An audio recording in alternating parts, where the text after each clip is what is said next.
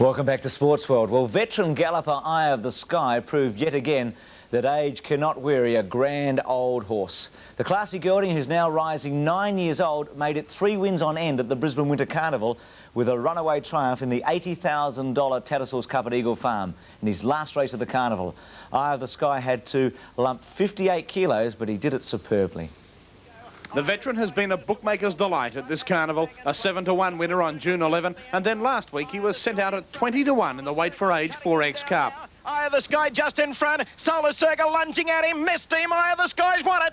Still the punters hadn't learnt. There was plenty of 12-to-1 on offer. Lightly weighted local chance, Ray's Hope was the favourite. But Eye of the Sky, despite getting well back in a race where the leaders set a cracking pace, produced his customary barnstorming finish. Coming into it as well. Further back was Rajamar. Well in the straight, Bassie's Pride, Showman and Ricochet Rosie. They're fighting it out. Ray's Hope behind them looking for the way clear. Apollo Run. And now Duffy popping the big question to Eye of the Sky. And he's finishing brilliantly on the outside. Go Timmy going with Eye of the Sky. Eye of the Sky loomed up with 100 metres to go. The Duff puts the whip on him and away he goes. Ray's Hope into second place and then Go Timmy. But Eye of the Sky has won brilliantly. Great. And as Gavin Duffy, who picked up the ride after 5 other jockeys were approached before the 4X Cup, led the old stager back to scale, rookie trainer Graham Begg had that I told you so grin on his face again. Yeah, well, the leaders put the pace right on. Actually, that played into his favour, really, because when a few of the others started to take off 800 from home, and then coming to the turn, they sort of stacked up and he sort of came up right behind them, you know. Carrying 58 kilos today, what were the tactics? Well, I didn't think he'd be that far behind them, really. I thought he'd probably be running 6th or 7th, you know, maybe 7 or 8 lengths off the leaders. And so he wouldn't be giving too big a start away with the weight, but still in all, it's worked into his favour, the way the race was run. Now your father was excited after last week. I suppose he'll be just as excited this week. I certainly would. He actually sort of hinted to me not to run him this week. He said you might be backing him up a bit quick, but the horse did very well during the week and we were very happy with him, so we decided to run. Yesterday's feature sprint, the Mercedes-Benz Stakes, produced one of the most exciting finishes of the carnival.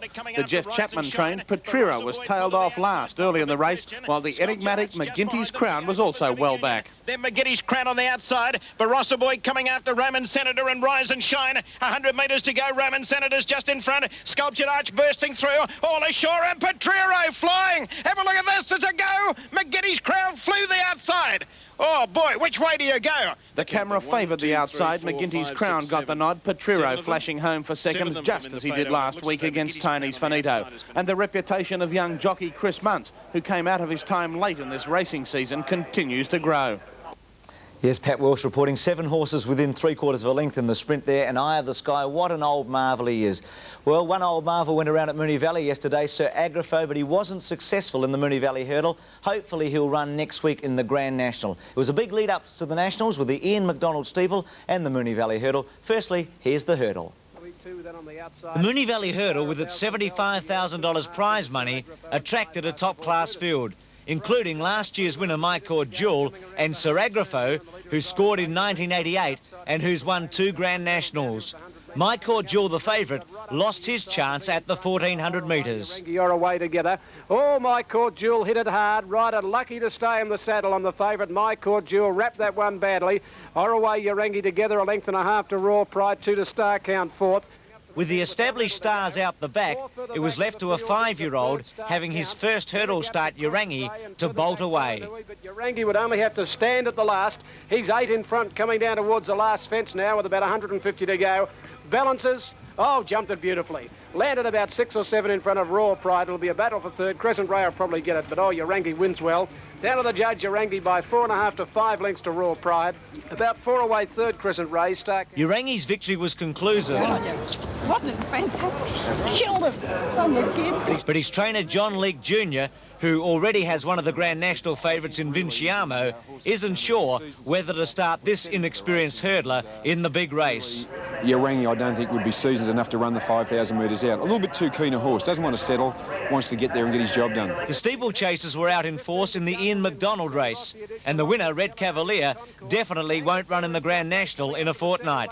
The Tasmanian only started yesterday because he missed the boat back to the Apple Isle after winning at Moonee Valley a fortnight ago. The 9-year-old had a tremendous battle with the 8-year-old Angus Eyre before speeding away to win impressively. and they settle down to fight the chase out with Red Cavalier getting his nose in front of Angus Eyre. 15 to Contract to Gap Rossi Edition. Red Cavalier took the lead with one fence to get over. Balanced up by Evans now. He comes down towards the last. Here he comes. Red Cavalier shifted ground badly, landed 2.5 in front. Angus Eyre bungled on landing, and Red Cavalier's coming away with the McDonald's steeple. And the run to the line, and it's Red Cavalier by about 4.5 to Angus Eyre, 2.5 then to Contract, who made ground. Yes, a 9-year-old beating an 8-year-old and a 12-year-old in third placing. Next week, $122,000 Grand National at Flemington.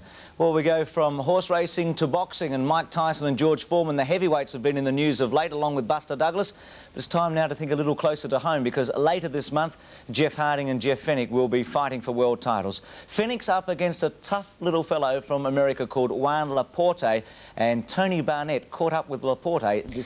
Well, a testing day for punters at Moonee Valley with only 2 favourites successful, and John Leake unearthed another promising hurdler in Urangi. First was taken by Boston Bay, who started at 4-1 and favourite. He outstayed them to beat the perennial place-getter Carrara Lad.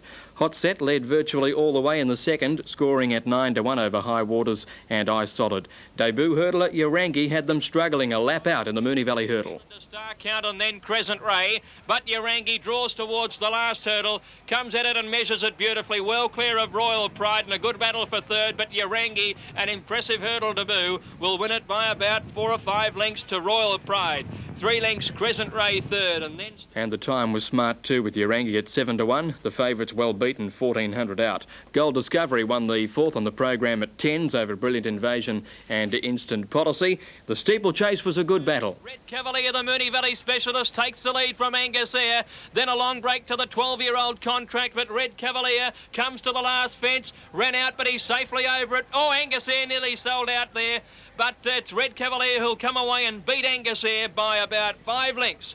Third placing went to Contract.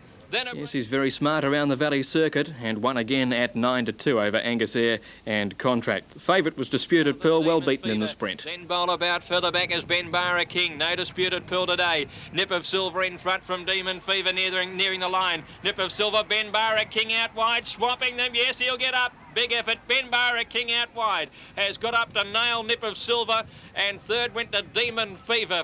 And that completed a double for apprentice Mark Flaherty. Ben Barra King freshened up since an unsuccessful Brisbane campaign. Non-Perel's very impressive winning race 7 and was heavily supported. Now the second leg of the double.